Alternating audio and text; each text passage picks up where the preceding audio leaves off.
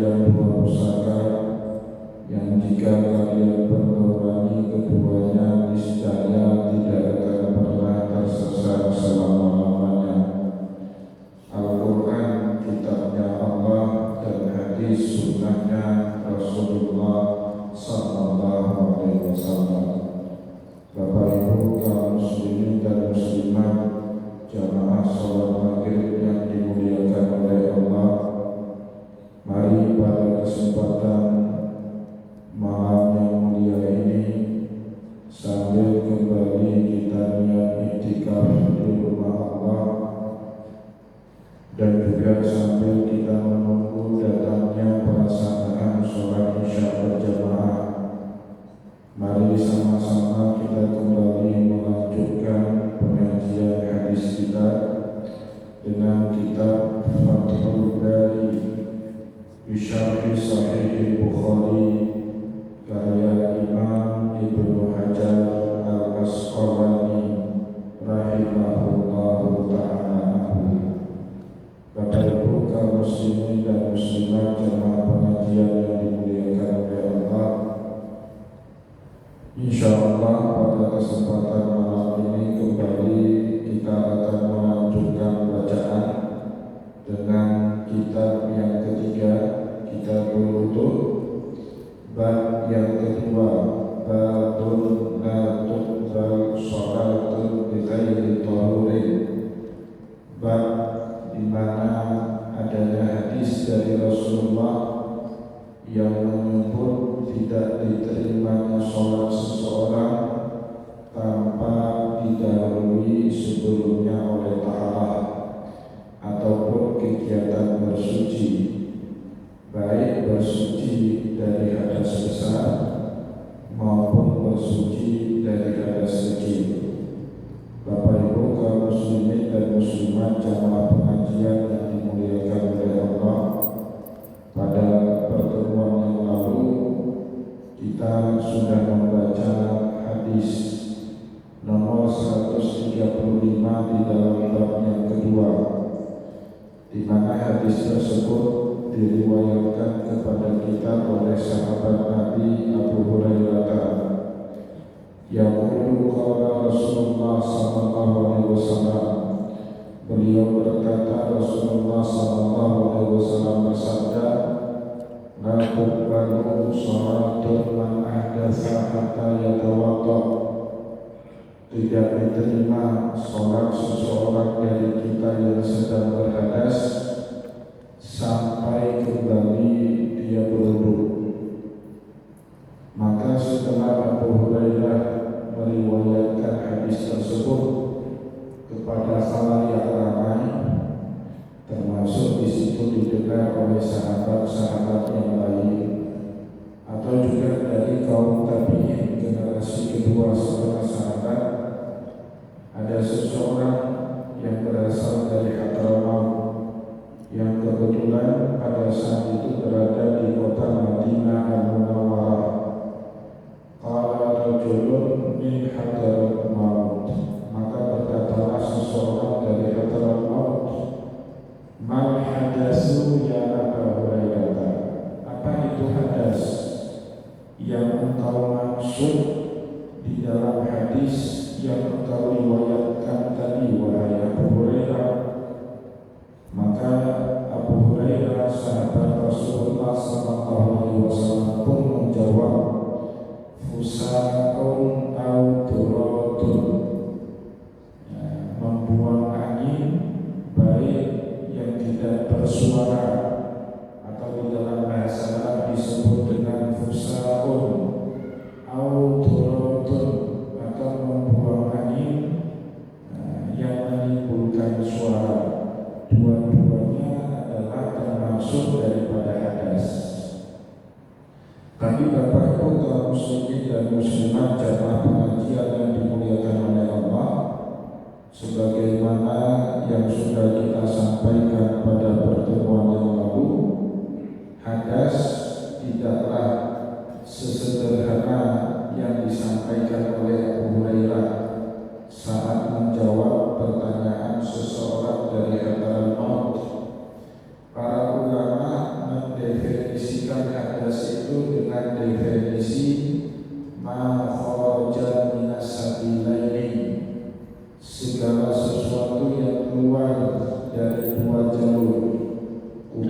dan dubur, baik dari jalur depan yaitu kubur maupun dari jalur belakang yaitu dubur.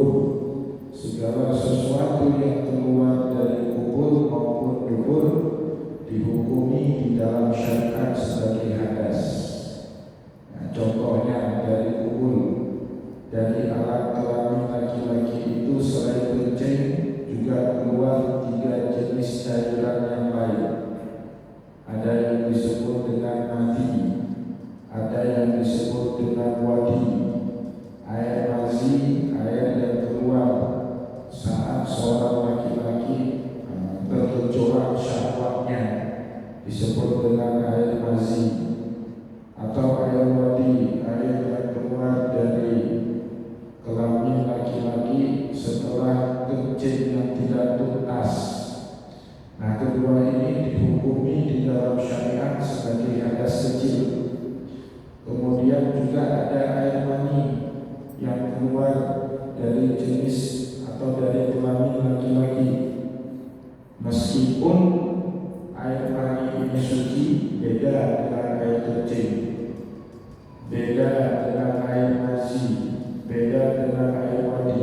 Air wadi, air mazi, air kencing hukumnya najis, dan siapapun yang keluar daripadanya 3 jenis air tadi maka dihukumi di dalam syariat sedang berhadas kecil.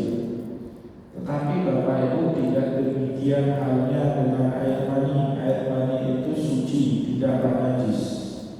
Kalau pakaian kita terkena air mani, tidak apa-apa, boleh digunakan untuk mengerjakan ibadah sholat. Tapi syariat menghukumi orang yang keluar air mani dalam keadaan hadas besar. Tidak lagi cukup dengan wudhu, tetapi mewajibkan kepadanya untuk mandi junub. Itu contoh yang keluar dari jalur depan. Begitu juga yang keluar dari jalur belakang, apapun itu. Tidak hanya buang angin yang bersuara ataupun buang angin yang tidak bersuara, tetapi juga masuk di dalam definisi itu buang kotoran, buang tai. Itu keluar dari jalur dubur. Maka setiap orang yang buang kotoran, buang air besar, wajib hukumnya tidak memperbaharui wudhunya kembali. Jadi para ulama meluaskan apa yang disebut oleh Abu Hurairah daripada makna hadas. Tetapi apakah Abu Hurairah tidak tahu kalau kencing itu juga menyebabkan seseorang berhadas? Keluar air wadi, keluar air mazi, keluar air mani juga menyebabkan seseorang berhadas. Tahu? Tidak mungkin seorang sahabat seperti Abu Hurairah tidak tahu. Tetapi di dalam hadis ini beliau cuma menjawab dengan 2 saja makna daripada hadas, karena kapasitas beliau tidak menjelaskan tentang hadas seluruhnya, tetapi jawaban beliau hanya berkaitan dengan penriwayatan hadis Nabi yang tidak dipahami maknanya oleh seseorang dari Hadramaut. Jadi kapasitas Abu Hurairah hanya sebagai perawi hadis, bukan sebagai orang yang sedang mengkaji bab hadas. Apakah itu hadas kecil, apakah itu hadas besar. Maka oleh sebab itu Bapak Ibu, ketika kita memahami hadas, tidak boleh kita kembali kepada hadis tadi. Kalau hadis tadi yang kita pedomani, maka khawatirnya kita terjebak kepada sempitnya makna hadas. Di dalam hadis tadi Abu Hurairah cuma mendefinisikan hadas itu 2 saja, fusaqun aw turatun, kentut yang bersuara ataupun kentut tanpa suara, itu makna hadas. Pegangan kita, pedoman kita dalam memahami hadas, definisi yang diberikan oleh para ulama, ma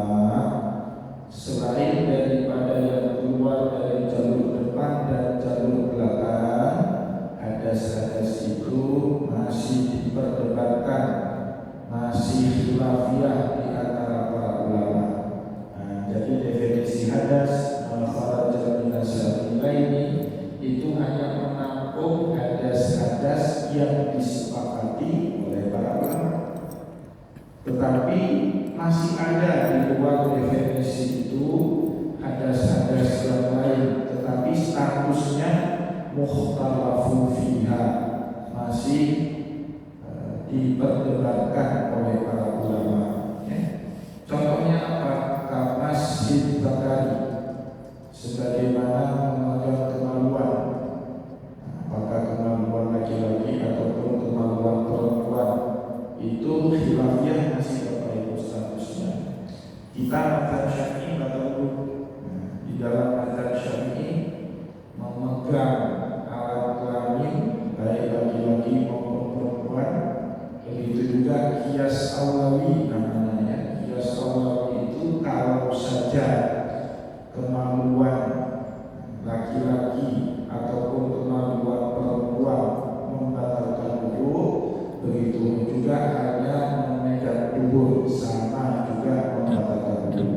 Walaupun tidak ada nas, tidak ada teks baik dari Al-Quran maupun hadis Rasulullah yang menyebut secara sharih, yang menyebut secara tegas dan jelas bahwasanya memegang kubul atau memegang dubur, memegang lubang anus membatalkan wudu, tidak ada dalilnya secara tegas dan jelas. Tetapi para ulama yang bermazhab Syafi'i melakukan qiyas aulawi, qiyas yang lebih utama, megang alat kelamin saja bahkan untuk kita masa memegang lubang anus tidak membatalkan wudu. Dari mana itu disimpulkan oleh para ulama Syafi'i memegang alat kelamin membatalkan wudu? Dari hadis Rasulullah, di mana Rasulullah SAW menyebut idza stayqadha ahadukum minan naumi, jika salah seorang dari kalian terbangun dari tidurnya, fala yaghmisu yadahu ilal ma, jangan segera dicelupkan kedua tangannya ke dalam air. Fa innahu la yadri aina batat yadahu, karena semalam dia tidak tahu di mana kedua telapak tangannya bermalam. Kadang bermalamnya di alat kelamin. Ada orang bahasa Acehnya lahir, 3 lahir, itu kemana-mana waktu itu tangannya di situ atau di belakang. Kadang-kadang dia tidak sadar sudah menjadi tabiat 3 lahir. Sedang ngomong sama orang, ya betul, tadi saya ketemu sama bapak, cinta. Ada seperti itu Pak dalam kehidupan. Maka kata Rasulullah, kalau kalian bangun daripada tidur, jangan sembarang celupkan tangan ke dalam air, ke dalam bak air. Apalagi kalau dulu ya Bapak Ibu butuhnya kan pakai bak besar. Sekarang alhamdulillah sudah tidak ada lagi, dengan makin membaiknya pelayanan PDAM kita yang sudah, kalau di Banda Aceh nyaris tidak ada lagi masjid yang pakai menggunakan bak. Tapi kalau dulu kan pakai bak. Jadi jangan sampai orang baru bangun tidur langsung kemudian dulu celupkan kedua tangannya di dalam bak. Itu hukumnya. Jadi dia pakai gayung, cuci dulu kedua telapak tangan, baru setelah itu dia wudu sebagaimana biasanya. Ini dalil yang digunakan oleh para ulama bermazhab Syafi'i, mengatakan masuk zakar, begitu juga masuk farji, menyentuh kemaluan baik laki-laki maupun perempuan, begitu juga hanya dengan menyentuh lubang anus atau lubang dubur membatalkan wudu. Sedangkan jumhur ulama selain bermazhab Syafi'i, seperti ulama-ulama yang bermazhab Hanafi, ulama yang bermazhab Maliki, ulama yang bermazhab Hambali, sebaliknya mereka mengatakan memegang kemaluan itu tidaklah membatalkan wudu. Dalilnya dari sahabat Rasulullah Abu Hurairah radhiyallahu anhu, suatu hari terjadi perdebatan di antara para sahabat Rasulullah.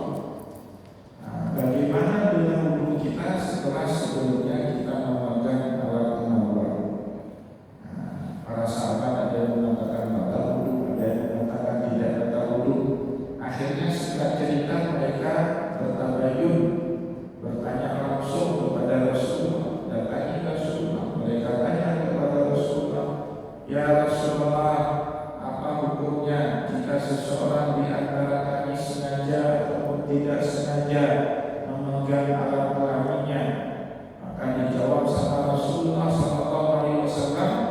innama huwa bid'atul minka.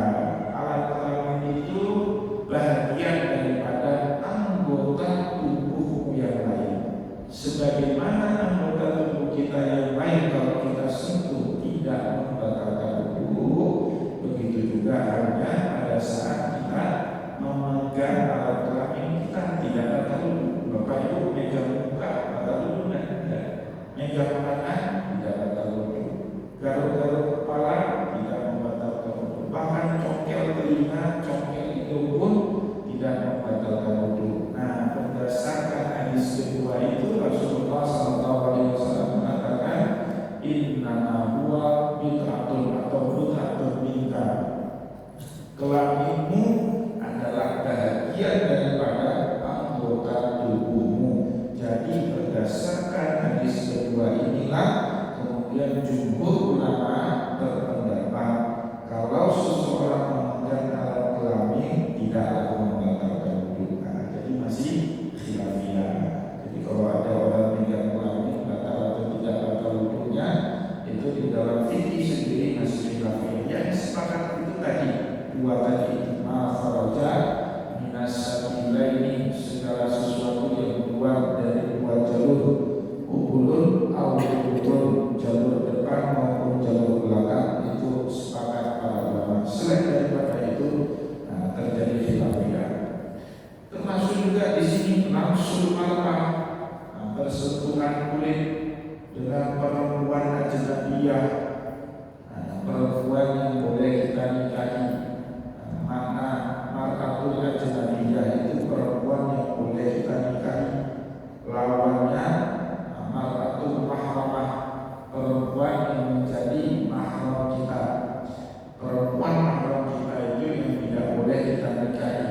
Ada 12 jenis di dalam Al-Quran perempuan yang termasuk di dalam mahram kita.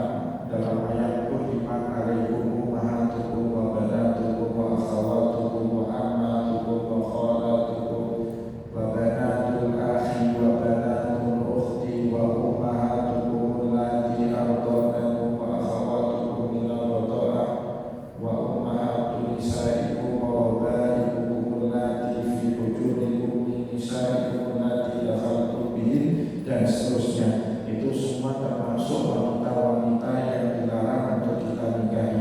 Selain daripada itu Bapak Ibu, mar'atul ajnabiyah, wanita yang boleh kita nikahi, termasuk juga istri kita. Jadi salah besar dalam ilmu syariat kalau ada orang yang mengatakan istri kita itu mahram kita. Dia mahram saya, itu bukan mahram. Istri kita itu orang asing sehingga boleh kita nikahi. Kalau dia mahram kita, tidak boleh kita nikahi istri kita itu. Nah, di sini para ulama berbeda-beda pendapat mengenai hukum menyentuh kulit perempuan ajnabiyah, perempuan yang bukan mahram kita, termasuk juga istri kita sendiri. Kalau perempuan itu mahram kita, ada khilaf di antara para ulama. Bapak Ibu untuk kemudian pegang atau berpelukan atau ciuman dengan ibu kita, Anda batal wudu. Atau setelah kita wudu kita gendong cucu perempuan kita atau anak perempuan kita, dan batal wudu. Atau anak abah kita yang gendong, itu bagi kita ya. Anak dibawa ke keluarga kita itu tidak batal wudu Bapak Ibu ya. Nah, semuanya adalah wanita mahram kita. Tetapi yang menjadi masalah kemudian nafsul mar'atil ajnabiyah, menyentuh wanita asing, wanita yang boleh kita nikahi. Bagaimana hukumnya? Jumhur ulama tidak batal wudu. Syafi'i batal wudu. Dari mana disimpulkan oleh mazhab Syafi'i? Firman Allah, "Aula masukun nisa." Firman Allah di dalam banyak ayat Al-Quran menyebut salah satu yang membatalkan wudu itu aula masukun nisa, persentuhan kulit. Nah, jadi firman Allah aula masukun nisa dimaknai oleh ulama yang bermazhab Syafi'i bersentuhan kulit, sengaja atau tidak sengaja antara laki-laki dengan perempuan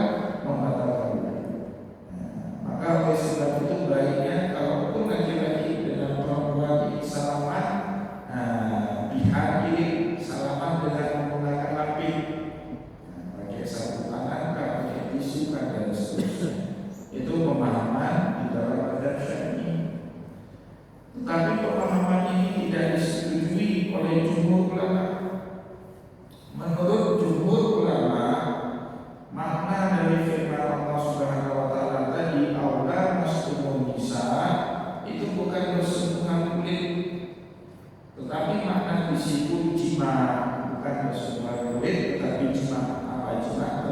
Bersetubuh. Melakukan persetubuhan baru kemudian batal wudu.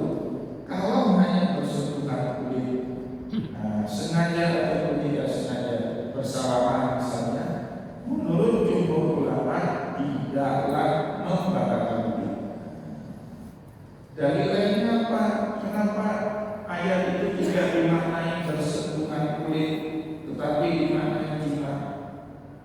Peristiwa sholatnya Rasulullah dalam sholat masih megang istrinya.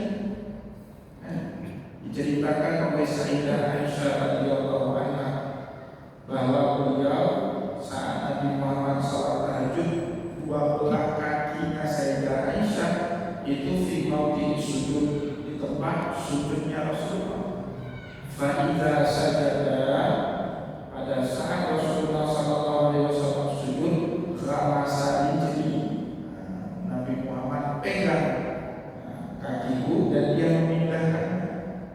Itu terjadi di dalam sholat. Saat dengan perempuan itu tak terhindari, dengan kepadatan maaf, dengan kepadatan sekarang, ya kan? Tempat tawaf, tempat sa'i di zaman sekarang ini padatnya luar biasa. Apalagi kalau kita tawafnya dekat-dekat Ka'bah, itu makin padat, akan terhindar dari yang namanya bersentuhan kulit antara laki-laki dengan perempuan. Maka biasanya di dalam bimbingan manasik haji diminta kepada kita yang menunaikan ibadah haji dan umrah mengubah cara berwudunya. Dari sebelumnya berwudu seperti di dalam mazhab Syafi'i, berubah wudunya seperti di dalam mazhab Hambali boleh, seperti di dalam mazhab Maliki boleh, seperti di mazhab Hanafi boleh. Sehingga apa? Kalau kita bersentuhan antara laki-laki dengan perempuan pada saat kita tawaf dan sa'i, tidak membatalkan wudu. Itu salah satu tujuannya. Yang ketiga, al-qayyu bil fami, muntah atau mengeluarkan sesuatu dari rongga mulut. Muntah bahasa kita ya. Kalau mengeluarkan sesuatu dari rongga mulut nanti maknanya terlalu luas. Mengeluarkan dahak pun nanti bisa batal wudu. Tetapi para ulama sepakat ludah, kemudian dahak, itu bukanlah bagian dari yang membatalkan wudu. Air ludah itu Bapak Ibu bukan najis, dahak juga bukan najis. Saya ingat betul waktu saya masih di situ di kampus kami ada syekh dari Mesir. Jadi imam sholat di masjid kampus. Kebetulan syekh itu lagi flu, bersin-bersin. Tiba-tiba lagi sholat dia ambil satu tangan, keluarkan ingus. Itu jamaah pada mufakat. Tidak apa-apa.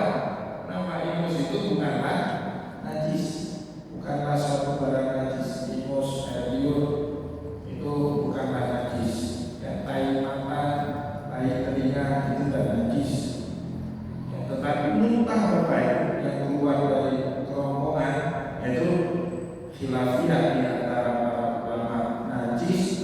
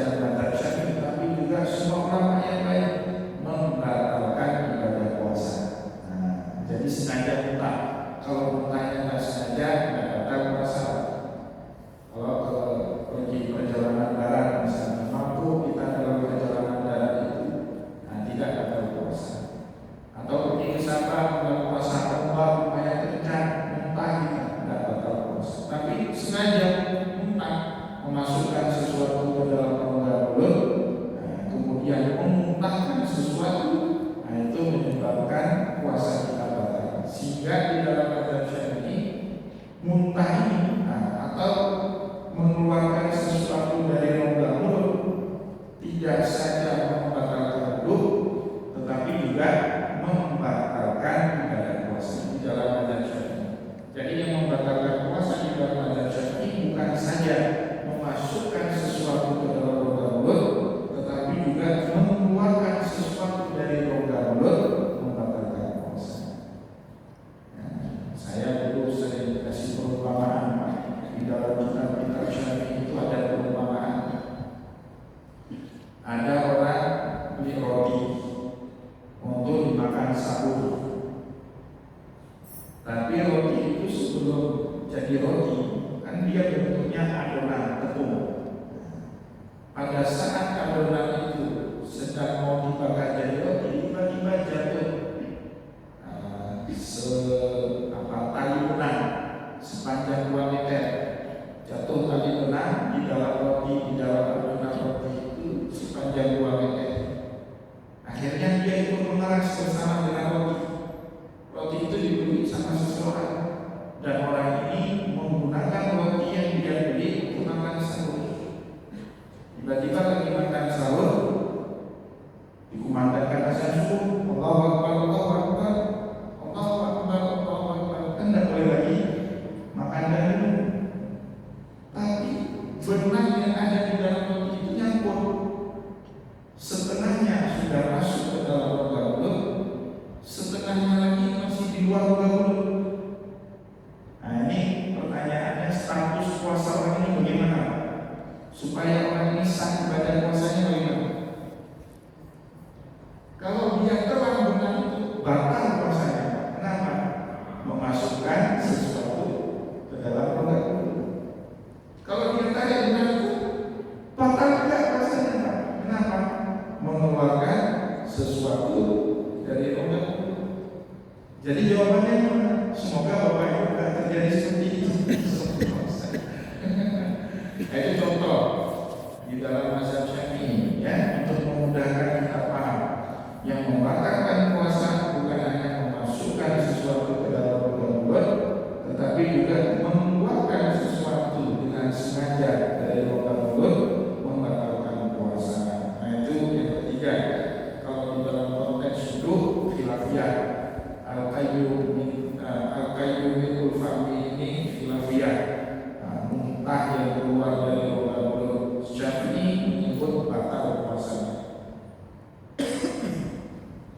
Yang keempat, al-hijamah, berpegang. Jumhur ulama tidak batal.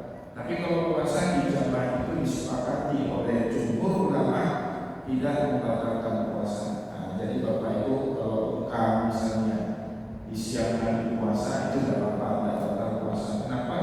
Ihtajama Rasulullah SAW wa huwa shaimun. Dulu di masa hidupnya Nabi Muhammad pernah berbekam sedang dalam keadaan berpuasa. Yang batal puasa itu apa? Suntik. Dengan apapun sebab, kenapa suntik? Suntik kan memasukkan sesuatu ke dalam badan kita. Suntik vaksin COVID kemarin di bulan puasa, batal puasanya. Apalagi infus. Kalau infus itu kan memang mengganti makanan. Bapak Ibu pernah di rumah sakit dicolok selang infus, nah itu batal puasanya, nggak sah puasanya, ya. Tapi kalau bukan nggak apa-apa. Tapi dalam konteks wudu, para ulama khilafiyah, jumhur ulama mengatakan bekam tidaklah membatalkan wudu. Di dalam mazhab Syafi'i, bekam membatalkan wudu. Kenapa? Darah yang keluar banyak, bukan lagi darah sedikit. Salah satu najis yang menyebabkan kita dalam keadaan hadas apa? Darah yang mengalir, atau darah masfuhah disebut sama Allah Subhanahu wa taala di dalam Al-Qur'an. Jadi 4 hal tadi, menyentuh alat kelamin,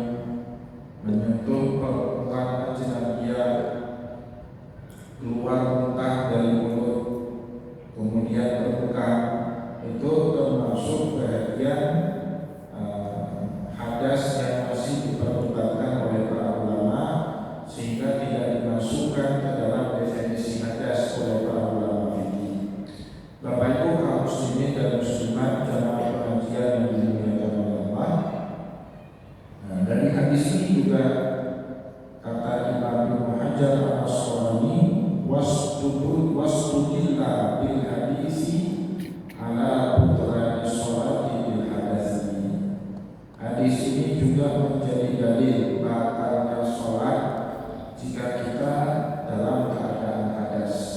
Ya. Sawa'un kana khurujuhu ikhtiyariyan am iddirariyan, baik keadaan kita berhadas itu ikhtiyariyan, bisa kita pilih. Contohnya apa? Bapak itu sesak tipis lagi sholat, itu kan kita bisa pilih, Pak. Bisa pilih selesaikan sholat sampai habis baru kita buang air kecil, atau kita langsung batalkan sholat dan kemudian buang air kecil. Bisa pilih, maka disebut itu ikhtiyariyah. Atau sakit lutut, nah, ingin buang angin tapi kita tahan, tanggung sudah rakaat ketiga, tanggung. Atau sholat isya, imamnya baca ayatnya panjang, sudah rakaat keempat, ini kalau batal tragis, harus ulang lagi di rakaat. Udah tahan buang angin. Nah, itu maknanya ikhtiariyah. Kita kan bisa pilih. Walaupun baiknya Bapak Ibu jangan ditahan. Di dalam syariat suruh utamakan selesaikan hajat kita dulu. Jadi kalau ingin buang angin, udah ingin sholat. Kalau ingin buang air kencing, batalkan sholat. Ingin buang air besar, batalkan sholat. Al-Iqtiradiyah atau tidak ada yang lain. Nah, sudah tak sanggup tahan lagi, mau gak mau harus membatalkan sholat. Nah, dalam keadaan seperti itu Bapak Ibu sama-sama membatalkan sholat. Beda kan kalau misalnya hukum darurat, di dalam makan babi misalnya. Kalau di dalam makan babi saat kita darurat membolehkan kita makan makanan yang halal. Kalau di dalam sholat hadas ini baik ikhtiyariyah maupun iddirariyah sama-sama membatalkan sholat. Supaya apa? Supaya tidak ada yang berargumen nanti, ini kan saya karena terpaksa buang angin sehingga keadaan darurat tidak membatalkan sholat. Tidak bisa. Jadi kaidah al-daruratul tubihul mahdurat hanya khusus dalam perkara-perkara di luar ibadah. Al-daruratul tubihul mahdurat, keadaan darurat membolehkan kita melakukan perbuatan yang sebelumnya diharamkan, hanya berlaku di luar ibadah. Contohnya tadi makan babi haram, tapi dalam keadaan darurat menjadi halal. Di dalam sholat jangan sampai kita berargumen, ini kan saya terpaksa membatalkan sholat karena sakit perut. Enggak, baik keadaannya dalam bisa memilih atau tidak dalam keadaan memilih, hadas itu sama-sama membatalkan sholat. Wa ala wudu'a la yajibu li kulli sholatin, maka oleh sebab itulah wudu itu tidak wajib pada setiap kali kita mau melaksanakan ibadah sholat. Kapan wajibnya berwudu? Pada saat kita berhadas saja. Kalau kita tidak berhadas, tidak wajib kita berwudu. Meskipun Nabi Muhammad mencontohkan kepada kita, beliau senang memperbaharui wudu di kulli sholatin. Pada saat setiap masuk sholat, Nabi Muhammad senang ataupun gemar beliau memperbaharui wudunya satu pihak. Tapi perlu diingat juga, namanya sunnah Rasulullah itu Bapak Ibu tanammu beraneka ragam. Jadi Nabi Muhammad tidak pernah meninggalkan satu versi sunnah dalam satu pengerjaan ibadah. Supaya pada memplain kita yang paling sunnah, jangan itu Pak.